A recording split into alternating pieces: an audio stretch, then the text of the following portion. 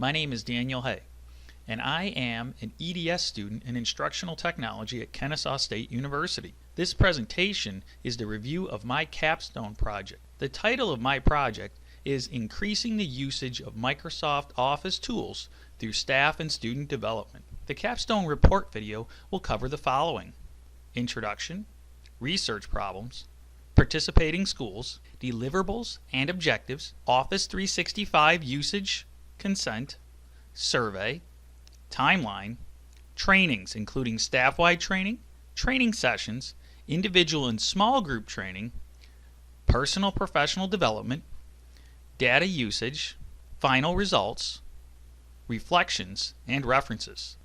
Web 2.0 collaborative tools and cloud computing have changed the way we view teaching and learning. Microsoft tools such as Office 2016 and Office 365 have been proven to give students the skills they need to compete in the 21st century digital age. The Cobb County School District has made a huge investment in 21st century digital age tools such as Microsoft Office and Office 365. However, usage among staff and students has remained low throughout the district. The purpose of this capstone is to address two fundamental questions. Can staff development increase the usage of Microsoft Office tools? The second question, can student development increase the usage of Microsoft Office tools? As a technology training integration specialist for the Cobb County School District, I have had the awesome opportunity to work with two great Cobb County schools, Wheeler and Sprayberry High School. Both schools are traditional 9 through 12th grade high schools located in Marietta, Georgia. Sprayberry was founded in 1952 and currently has a population of 1,897 students. The school mascot is the Yellow Jackets, and currently the school is rated with a CCRPI score of 88.7. Wheeler High School is a larger high school with a population of 2,402 students. Wheeler was founded in 1965 and possesses a very similar CCRPI score of 88.6. The Wheeler mascot is the Wildcats. All the information from this slide was taken from the Georgia Department of Education. The capstone incorporates many different deliverables and objectives. All of the features on the table are dedicated to increasing the usage or consent of Microsoft Office 365 tools. The deliverables and objectives include staff development presentation to increase teacher knowledge and understanding of Office products, training videos available on Streaming Cobb to increase teacher knowledge through online tutorials, step-by-step walkthrough to increase the understanding of products through easy-to-understand step-by-step tutorials, pamphlets for promotion of materials, increase awareness of Office products to the educational community and increase sign-up sheets, promotional materials intended to increase student sign-up for Office products, survey to gauge the usage and understanding of Microsoft Office, determine the effective teacher use of technology and comfort with Office products. Office 365 usage will be determined by reviewing consent data. The county produces a report that shows how many students have selected one of three options. Since students are receiving Microsoft Office and Office 365, they must receive parental consent. Parents who choose option 1 allow their student to receive both Microsoft Office 2016 and Office 365 at no charge. Option 2 allows the student to receive only Office 2016. The student does not receive access to Office 365. The final option, option 3, also known as the opt-out option, states the student does not receive either 2016 and Office 365. The fourth response is NR, or no response. In many cases, the parents have not responded and thus there is no information. The system tracks the parental responses and generates a report that can be downloaded and opened into an Excel spreadsheet. The Excel data is then filtered and sorted, allowing for real, relevant data to be generated. Due to the scope of this lesson and the requirements set by the Institutional Review Board, or IRB, the data displayed in this report will be blurred out for confidentiality reasons. Methodology. Survey. A survey was created and distributed out to the staff using Microsoft Forms. The survey was created to determine teachers' attitude towards Microsoft Office tools, such as Office 2016 and Office 365. Along with determining attitudes, the survey was also used as a needs assessment to determine additional training sessions. The survey data did receive limited responses due to the optional nature of the survey. The Capstone did a good job at staying with the timeline laid out by the Capstone proposal. As time progressed, some modifications were required. Teacher training sessions, although available from August on, did not gain traction until late November and into December. Training materials were created over the summer, including PDFs and PowerPoint presentations. This period, before and during the post-planning, gave me the opportunity to create the required materials and meet with leadership. During this time, I was able to work closely and begin building relationships with the administrative staff at both schools. Performing professional development is not as easy as offering training sessions. A quality partnership with administration is a must. Training days and rooms need to be determined and placed onto the school staff development calendar in advance. Staff-wide training included many great Microsoft Office tools, including Office 365, OneNote, Sway, PowerPoint, Skype, to name a few. In order to make the training sessions accessible to all staff members, training was offered before, during, and after school. The administration at both schools were extremely cooperative and gave me the locations and times to conduct optional training sessions on Microsoft Office tools. At Sprayberry, I was able to conduct lunch and learn training sessions that took place during lunch and after school. As for Wheeler, I conducted all-day tech and tea trainings. The administration provided refreshments for the staff during the training sessions.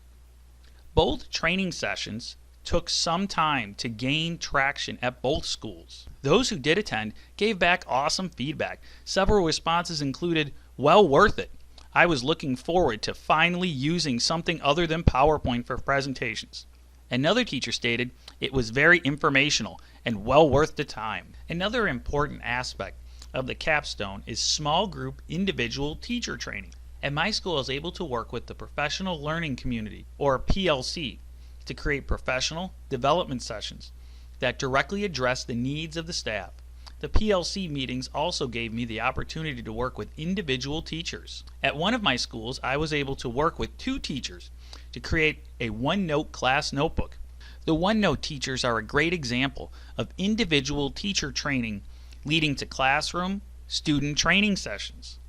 The individual teacher training required a lot of attention and partnership building. These training sessions gave me the opportunity to get into the classroom and make connections with more teachers.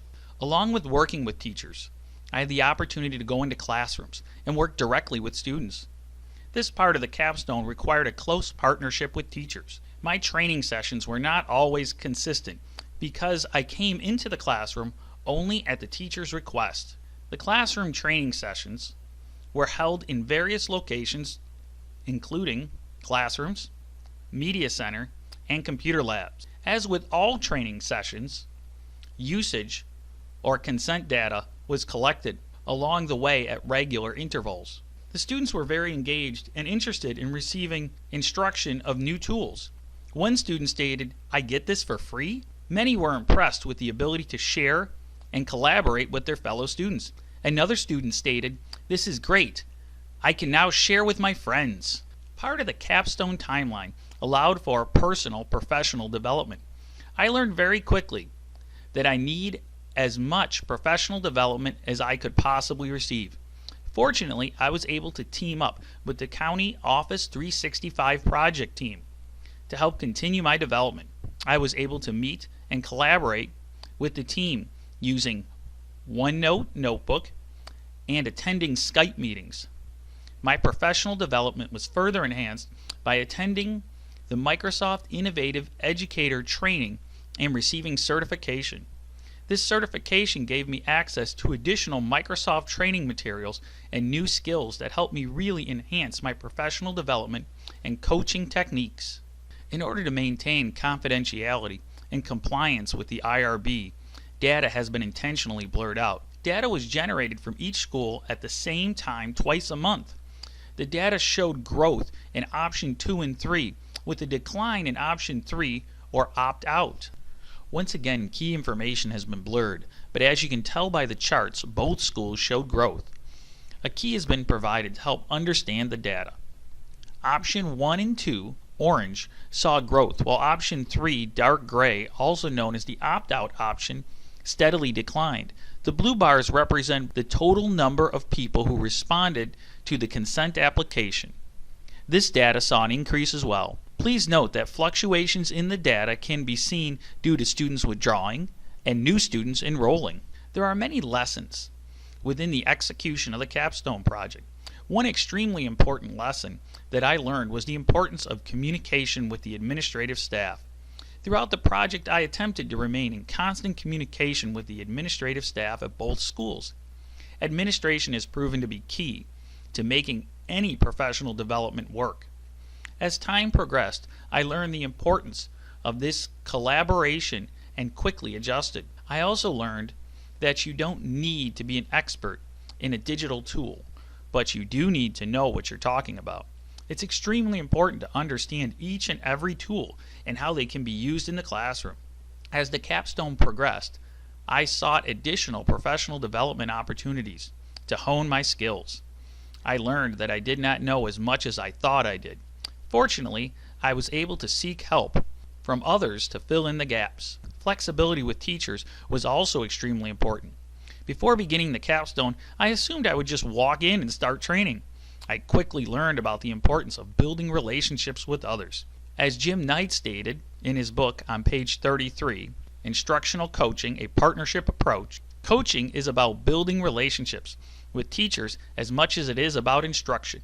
Coding data was also important. Analyzing data was another area that was extremely important when conducting the Capstone. I learned about the importance of remaining in IRB compliance while also using real and practical data to drive instruction.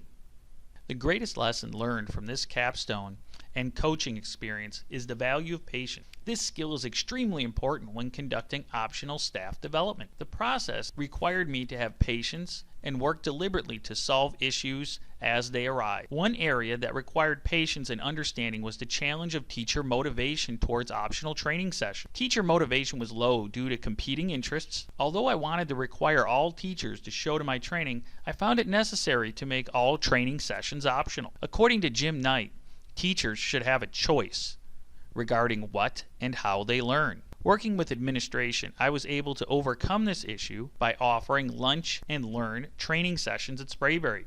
Lunch and Learn training sessions allowed me to hold staff development during lunch, allowing teachers to keep their free periods. This move was well received by the staff. I also overcame this challenge by adapting my training sessions to include more one-on-one and small group training opportunities. After listening to the needs of the teachers, I worked closely with the departments and offered training during PLCs. The staff was pleased and attendance in training sessions increased. Many staff members were happy that I listened to their concerns. Respecting the teachers' schedules allowed me to gain partnerships that opened doors for new opportunities. Positive growth. More students and teachers now are able to use Office 365 tools to enhance teaching and learning. Student and teacher collaboration using Web 2.0 tools has improved, allowing students and teachers to work together and succeed in the digital age. Although the process started slow, it quickly gained traction. The lessons learned performing this Capstone will continue both in the classroom and in professional developments to come. References.